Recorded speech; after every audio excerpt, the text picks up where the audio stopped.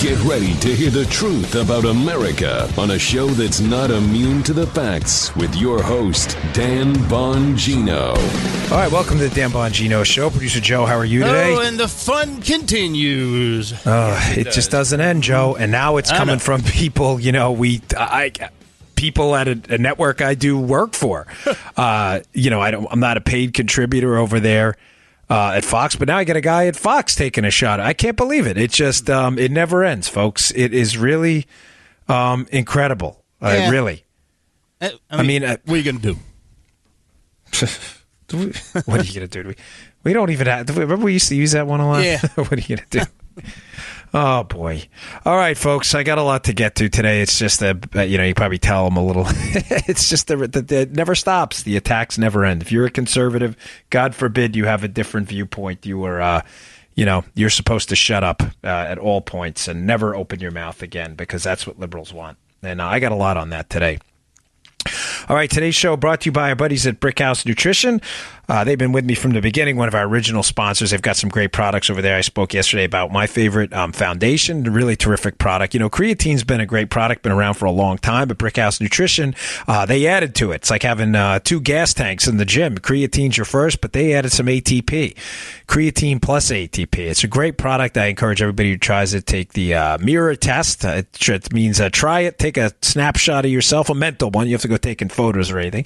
Take a mental snapshot of yourself, what you look like in the mirror, and then 7 days later, give it a chance to work. And I think you'll be pretty impressed. It's really good stuff. It's called Foundation by Brickhouse Nutrition. They have another great product too, Dawn to Dusk. It's one of the best energy products on the market for those of you having a hard time getting through these really busy times and tough days. Dawn to Dusk is a great way to get through it. It's a 10-hour energy pill. Works great. Really appreciate if you give their products a look. BrickhouseNutrition.com/Dan is the website. That's BrickhouseNutrition.com/Dan. Go check out their products. They've been a sponsor with me from the beginning. They have really great stuff, so I appreciate them being on board. All right, folks, the McCarthyism's in full effect. This is where we are now. Yeah. Remember Joe, the old Joe McCarthy? That means it's not really a great analogy because it was different historical times, but it's a term the left has used against us for a long time, as many listeners have indicated to me. But understand that this is what's happening right now. There is an ongoing effort to shut every conservative voice up right now.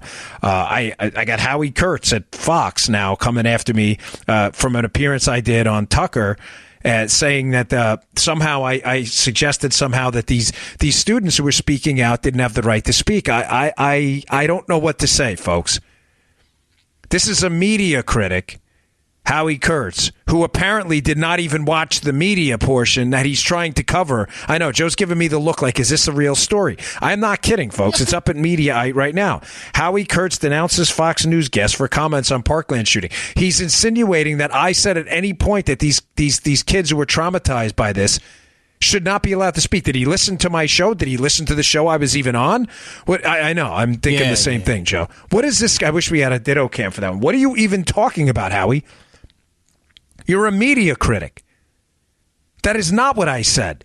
Matter of fact, I said specifically during the Tucker Carlson piece that these kids that were traumatized by this had a very valuable voice, and that the point about the signs missed was the part where I think they could be the most valuable. My critique was that of the media that was highlighting the supply side measures of this, as this was as simple as saying, gun control and all this was going to go away.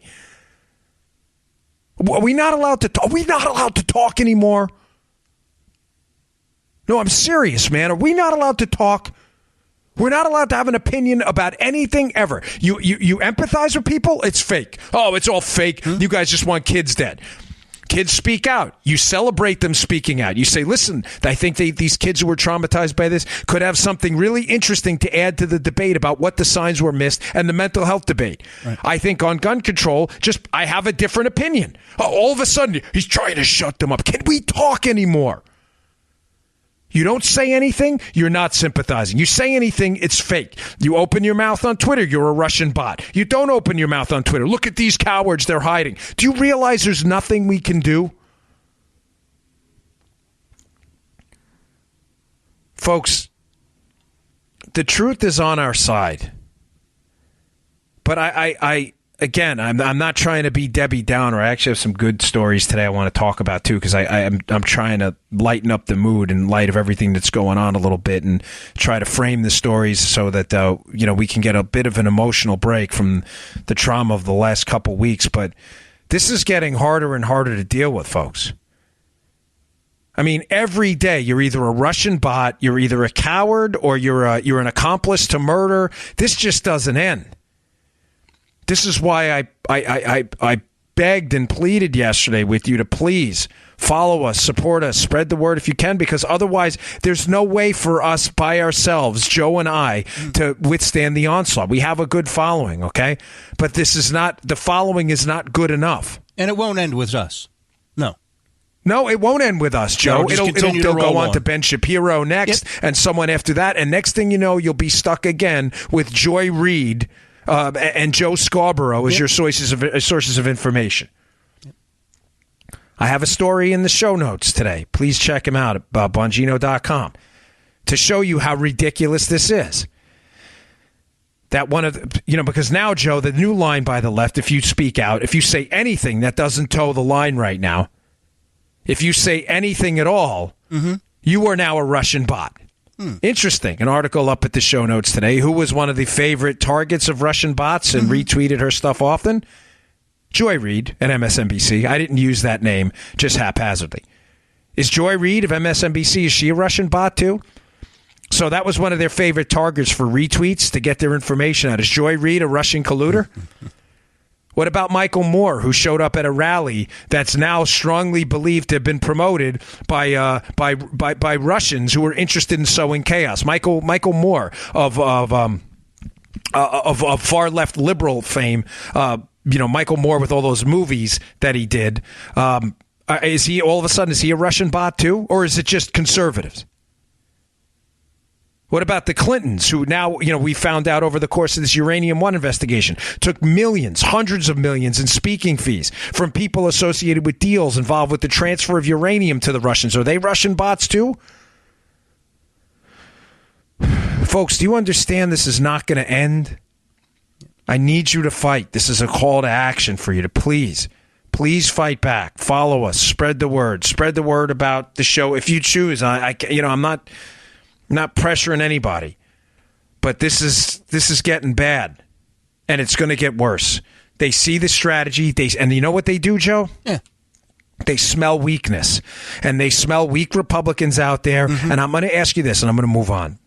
Do you believe in what we're doing or not? Do you believe in the Second Amendment? Do you believe in the Bill of Rights? Do you believe in the right to speak out? If you believe it, this is the time to do it. Follow, spread the word, stand up. If you're afraid of losing friends on Facebook and Twitter and other forums on speaking out, folks, we're losing the country. Please, I'm humbly asking for your help. We need it. Please spread the word. Okay. A lot going on. Let's get to a different story for now. Here's the bottom line. There's a Holman Jenkins story in the Wall Street Journal. It's very good. And it's about John Brennan, the former CIA director's potential pressure on the FBI, how this could be a story to initiate an investigation. Now, for those of you who listen to the show, you know it's a really big deal because the Central Intelligence Agency, as I said, does not have a law enforcement mandate. They cannot go and arrest people. Joe didn't know. A lot of people don't know that. The CIA, they're not cops. They're not law enforcement officials, okay? They're not police officers. They don't have arrest powers. They are intelligence. They are an intelligence gathering entity. Now, Brennan goes and briefs Harry Reid in August of 2016. This is important. John Brennan, the CIA director under Obama, briefs Democratic Senator Harry Reid in August. Some of the information then makes it into a letter from Harry Reid to the FBI requesting a criminal investigation. Because remember, the CIA can't do that. Where does the information come from? Well, a lot of that information was in the dossier. Why is this interesting, and what's wrong here? What's wrong is that John Brennan later says in a hearing, I believe in December, that he doesn't know anything about the dossier, that he's unsure of the details of the dossier, to be more precise. Well, how is he unsure of the details if the briefing information that he gives to Harry Reid all of a sudden makes it into a letter where some of that information about the dossier appears in the letter in a request to investigate? I've told you this is the next shoe to drop. This is very suspicious material here. The CIA should not be pressuring people, especially the FBI, to engage in law enforcement operations unless there's some significant, hey, listen, we got an intelligence feed on a potential terror attack. There may be a need to make an arrest, of course. But against political opponents, this is very strange. So John Brennan, a former CIA director, is running for the hills. But Jenkins brings up an interesting point. I had said the other day, and some other outlets picked it up, Joe. I don't know if you noticed. I saw it on Hannity, and Limbaugh picked it up too, how the indictment of the 13 Russians is curious, because for all the talk in the indictment about the involvement in the election by the Russians in an attempt to meddle, for all the talk about that, folks, they don't actually charge the Russians with donating or making financial contributions in a way to distort the election. They don't charge them with that.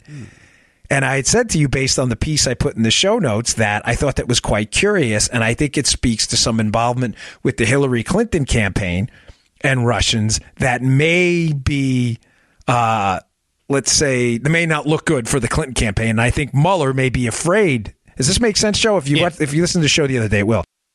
They did not charge the Russians with basically election fraud-based crimes.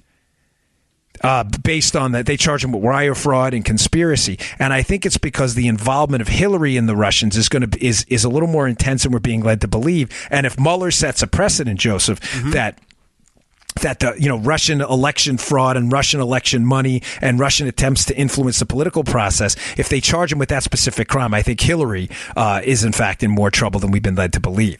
And I think that may be why they didn't do that, because Hillary seems to always get a pass. They're like the Teflon Dons of politics. Here's the problem.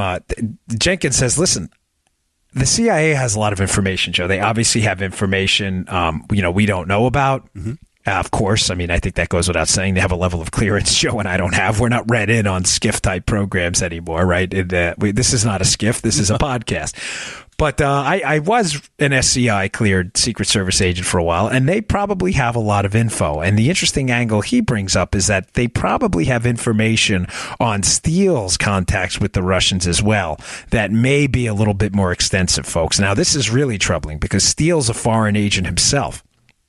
Remember, just because Steele used to work with MI6, the British intelligence outfit, they are a friendly country to us. I want to be clear on that.